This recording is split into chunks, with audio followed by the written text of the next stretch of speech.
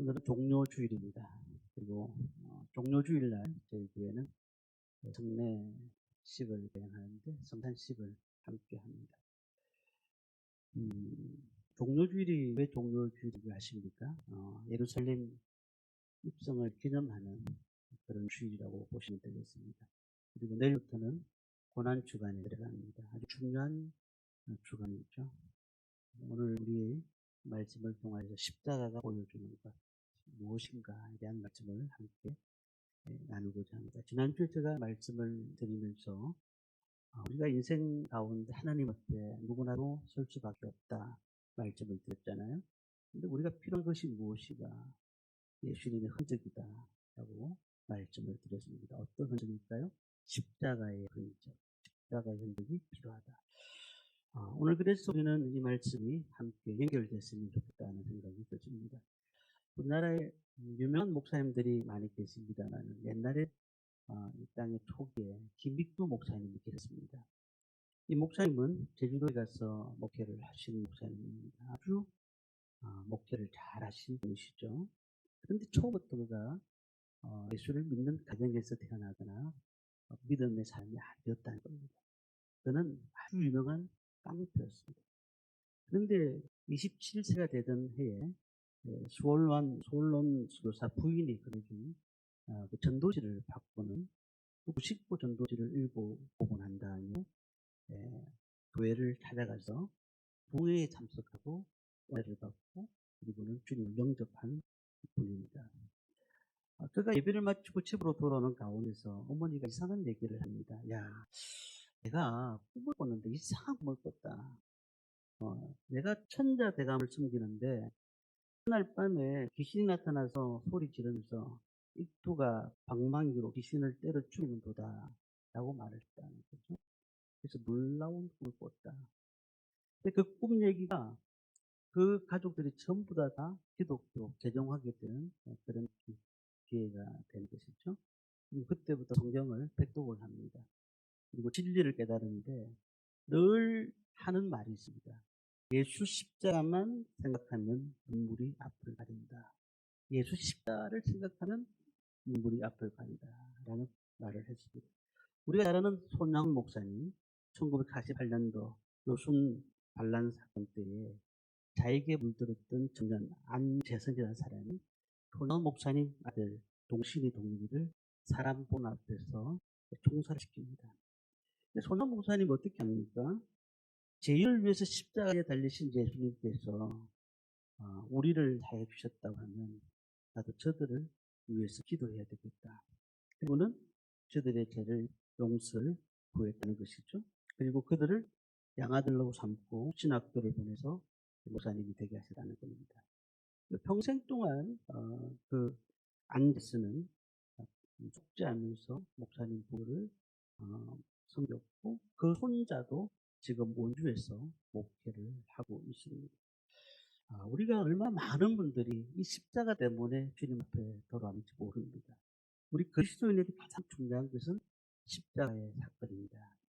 우리 예수님께서도 마지막 부분에서 일생을 보내시면서 어떻게 보내실까요? 배척과 멸시 가운데 보셨습니다.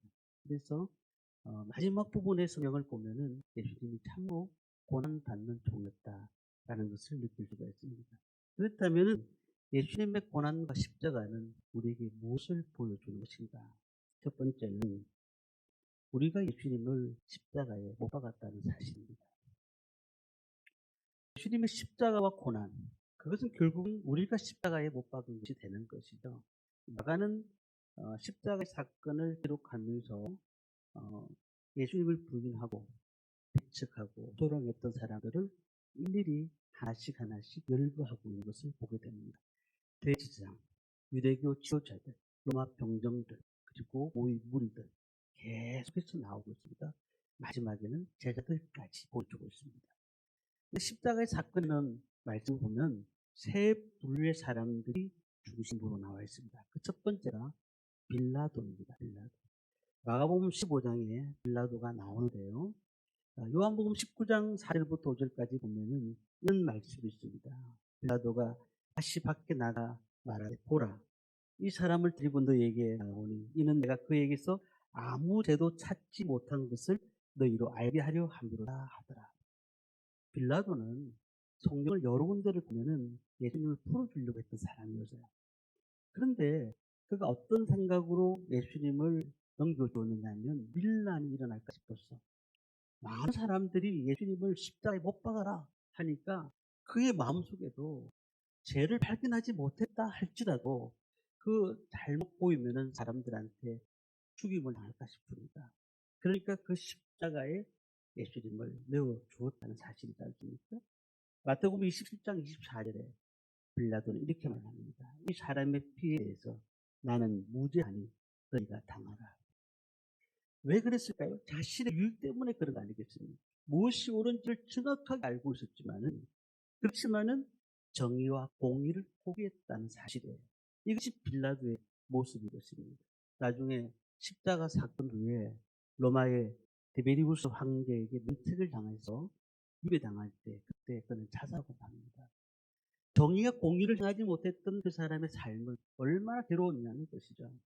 이 두 번째 제사장이 나오는데 이 제사장은 십자가를 어떻게 보았느냐. 제사장이라고 하면은 하나님의 말씀을 대하는 사람 아니겠습니까? 백성들의 죄를 하나님 앞에 제사 드리는 거룩한 직분을 가진 사람이 이 제사장입니다. 그런데 그는 어떻게 생각을 했느냐. 어떻게 하든지 간에 예수님을 수단과 방법을 가리지 않고 죽이려고 했다는 사실입니다. 요한복음 19장 15절 말씀 보니까 빌라도가 이르되 내가 너희 왕 십자가에 못 박아라. 대제사장이 대답하되 가이사 외에는 우리에게 왕이 없나이다 하니, 평소에 얼마나 로마 사람들을 유대인들이 미워했는지 모릅니다. 그런데도 불구하고 가이사 황제가 얼마나 미웠겠습니까? 그런데 이 사람들이 어떻게 말을 하고 있습니까?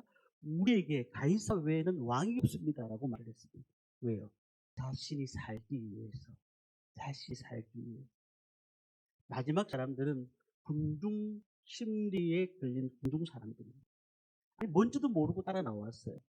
그리고 난 다음에 구경 삼아 나온 사람도 있습니다. 그런데 앞뒤를 가리지 않고 가만히 보니까 뭐가 재미거리가 있어요. 사람들이 그러는 거예요. 앞에 사는 사람들이 그 사람을 죽여야 됩니다. 예수를 십자가에 못 박으시오 라고 말을 하니까 그들도 동시에 소리를 지르는 겁니다. 그래 못 박아라 라고 말을 하는 거죠. 그들 마음속에는 무엇이 있을까요? 분노가 있는 겁니다. 그러니까 그것이 예수님께 쏟아 부어버리는 거예요. 선동에 의해서 분노가 일어났다는 사실이죠. 우리는 이 세 분류의 사람들을 보면서 어떻게 생각하십니까? 우리가 예수를 믿고 구원을 받았고 천국의 확신을 가지고 하나님 앞에 나가고 있다고 말을 합니다. 하지만 우리가 정의와 공의를 알고 있으면서도 어떨 때는 하나님 앞에 우리의 삶이 어떻는지도 바라보지 못한 채 군중 심리에 이끌려서 나의 유익에 이끌려서 예수를 믿고 하나님 앞에 나가는 경우도 많다는 사실을 우리가 알 수가 있습니다. 저는 이 얘기를 할 때마다 꼭 이 사건이 기억이 납니다. 2007년도에 샘물교회 배용기 목사님 20명의 청년들을 데리고 아프간에 복음을 전하러 갔지 않습니다. 탈레반에 진압이 됩니다. 그래서 한국에 돈을 요구합니다. 그때 한국의 많은 TV에서 뭐라고 하고 있습니까? 야, 왜 우리 한국에서 위험한 지역에 가지 말라고 했는데 그곳에 가서 한국 사람들이 윗세를 깎아내리느냐. 그런데 그때 우리 믿은 사람들도 그렇게 생각했어요. 우리 기독교인들이 너무 잘못하고 있는데 가지 말란 데를 가지 마야지. 그런 생각을 가지더라는 거죠. 그런데 지금 보십시오. 아프간에 복음을 전할 수 있는 길이 생겼어요. 지금 수교사님들이 그곳에 가서 복음을 전하고 있어요. 한국 사람을 얼마나 위대하다고 생각하는지 모르겠습니다. 우리가 그런 생각합니다. 예수를 믿으면 적당하게 믿어야지. 뭐 그렇게 힘들게 믿느냐. 네, 적당이라는 말은 없어요. 우리는요, 정말로 하나님 앞에 어떻게 쓰느냐가 중요한 것입니다. 빌라도가 될 수도 있고요. 또한 군중들이 될 수 있습니다. 그리고 제사장들이 될 수가 있습니다. 우리는 어디에 서 있습니까? 정말로 어떤 일들이 터졌을 때에 정말 우리는 예수 믿는 사람입니까? 아니면 멀찍이 따라가는 사람입니까? 아니면 군중 심리에 섞여서 가는 사람입니다. 이사야서 53장 5절에 이런 말씀이 있습니다. 그가 찔림은 우리의 허물 때문이요 그가 상함은 우리의 죄악 때문이라. 그가 징계를 받음으로 우리는 평화를 누리고 그가 채찍에 맞음으로 우리는 나음을 받았도다. 예수님의 십자가의 사건, 분명히 700년 전 이사야가 이 말씀을 예언을 했습니다. 자, 이 찔림이 누구 때문이라고 말씀하고 있습니까? 우리의 허물 때문이에요. 그의 상함은 우리의 죄악 때문이에요. 그가 징계를 받음으로 우리가 평화를 누리고 채찍에 맞음으로 우리가 나음을 이뤘다. 우리는 분명히 하나님을 사랑한다고 주님 앞에 나와서 예배드리고 있습니다. 하지만 우리의 삶을 돌아보면 하나님을 배척하고 그리고 십자가에 못 박은 사람이 우리일 수가 있다는 사실입니다. 주님, 제가 십자가에 못 박았습니다. 주님, 예수님께서 그 자리에 달리신 것은 내 때문에 그렇습니다. 우리의 그런 고백들이 있어야 될 줄 믿습니다. 예수님의 십자가의 고난, 우리가 못 박았다는 사실을 기억하시기 바랍니다. 두 번째는 왜 그러면 십자가에 달려 돌아가십니까? 우리의 죄가 너무 심각하기 때문이죠. 우리 십자가의 사건을 계속해서 말씀을 읽어보면 충격적인 사실 하나를 볼 수가 있습니다. 오늘 마가가 이렇게 말씀합니다. 25절 말씀을 보면 이렇게 됐습니다. 때가 제3시가 되어 십자가에 못 박으냐. 너무 짧게 두 단어로 말씀하고 있습니다. 때가 제3시가 되어 십자가에 못 박으니라. 다른 얘기가 없어요. 구레네 시몬 얘기도 나오고요. 로마 군중 얘기도 계속해서 나오고 있습니다. 그런데 마가가 왜 예수님의 십자가의 사건을 딱 두 단어로 표현했을까? 십자가의 고통, 뭐라고 표현할 수 없어요. 십자가의 고통. 하나님 아버지께서 그 십자가의 고통을 통해서 뭐라고 말씀하시겠냐는 거예요. 예수님 십자가의 세례를 받으시고 난 다음에 예수님 앞에 뭐랬죠? 이는 내 사랑하는 아들이다 라고 말을 했습니다. 내 사랑하는 자다. 그 예수님께서 십자가를 달려 돌아가셨다. 그런데 주님께서 뭐라고 말씀하시겠냐는 거죠. 43절에 보니까 제6시간에 온 땅에 어둠이 임하며 제9시까지 계속하더니 12시부터 오후 3시까지 해가 가장 밝은 빛을 발할 시간에 하나님은 그 세상을 어둡게 만드셨다라고 말씀합니다. 그분의 심정이라는 거죠. 우리가 참으로 많은 죄를 졌습니다. 우리가 그 죄가 심각할 정도입니다. 하나님 앞에 구원받을 수 있는 자격이 된 사람이 아무도 없다는 사실이죠.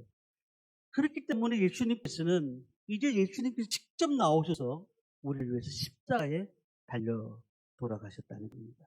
우리가 매주 예배를 드립니다. 오늘 주님 앞에 나오셨습니다.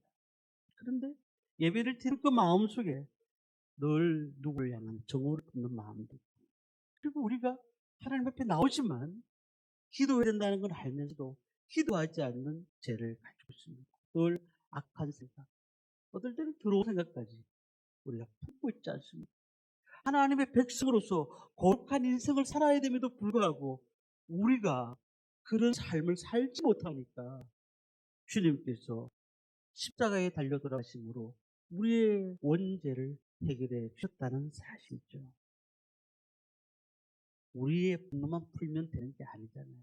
우리 죄악을 하나님 앞에 내려놔야 되잖아요. 오늘 십자가는요, 우리 삶 가운데서 주님이 가장 하실 수 있는 가장 극한 상황 가운데 우리를 위해서 돌아가신 것입니다. 그렇다고 하면은 우리는 어떻게 이 십자가를 바라봅니까? 사도 바울이 이렇게 고백합니다. 내가 죄인 중에 개수다. 사도 바울은 평생을 그는 복음을 전했던 사람 아니겠습니까? 근데 사도 바울이 그렇게 말을 했다고 하면 우리는 어떠할까요? 우리는 개수 중에 더욱더 개수 아니겠습니까? 정말 그런 최선을 다해서 어렵게 산 사람들이었습니다. 근데 우리는 어때요? 오늘도 하나님 앞에 예배드리지만 내일도 세상 사람들과 버타며 살고 그리고 예수 믿는 사람인지 안 믿는 사람인지 모를 정도로 우리가 인생을 살아가는 분들도 많이 있더라는 겁니다. 우리는 십자가라는 렌즈를 끼고 세상을 바라봐야 됩니다. 그러면은 이 세상의 죄는 너무나도 심하게 잘못되었다는 사실을 알 수가 있습니다. 마지막 때에 우리에게 마귀가 시험하는 것 중에서 미혹이라는 시험이 있습니다. 어떻게 미혹을 하는 줄 아십니까? 이 정도까지 하면 괜찮아. 여기까지만 해. 우리가 세상의 문화들을 쫙 주면서 스마트폰부터 시작해가지고 많은 인터넷이라든지 여러 매체를 통해서 우리에게 들려오는 소식들이 있습니다. 그런데 하나님 말씀을 보지 않고 세상의 것들을 계속 보다 보니까 어떤 문제가 있습니까? 자기 스스로가 신앙의 가이드라인을 만들어버려요. 여기까지, 여기까지만 됩니다. 여기까지만 내가 신앙생활을 한다. 그러니까 자기만의 신앙을 가지는 사람들이 너무 많아요. 오늘 우리가 내가 복음을 만드는 분이 많습니다. 내가 복음. 이 정도 죄는 충분히 하나님께서 용서하실 수 있는 죄니까 내가 오늘 지을 것이야라고 생각하고 있습니다. 자기의 신앙적인 가이드라인을 치는 것입니다. 우상숭배, 동성애, 미혹의 영. 이 결국은 이 모든 것들이 들어올 때에 우리가 어떻게 그것을 방어하고 있느냐는 겁니다. 죄의 심각성을 모르고 편안하게 내만 아니면 되지 하고 받아들이는 경우가 많다는 겁니다. 자, 그렇지만은 세 번째로는 그런 가운데서 예수님의 용서는 완벽하다는 사실입니다. 예수님께서 3시간 동안 십자가에 달려 돌아가시면서 마지막 힘을 모아서 이렇게 말씀하셨습니다. 다 이루었다. 다 이루었다. 우리의 죄값을 지불하시면서 고통을 당하시면서 이제 그 고통을 통하여서 너희들이 다시 살 수 있도록 길을 만들었다라고 말씀을 하고 있다는 겁니다. 그러면서 이사야 예언이 이렇게 말씀합니다. 1장 18절에 보니까 여호와께서 말씀하시되 오라 우리가 서로 변론하자. 너희의 죄가 주홍 같을지라도 누군가 같이 휘어질 것이요 쥐농같이 붉을지라도 양들같이 희게 되리라. 그 십자가의 고통을 이해하시고 하나님 아버지께서는 찢어지는 심정을 가지고 그렇게 말씀하신 겁니다. 그래서 로마서 8장 1절에 우리가 잘 아는 말씀이잖아요.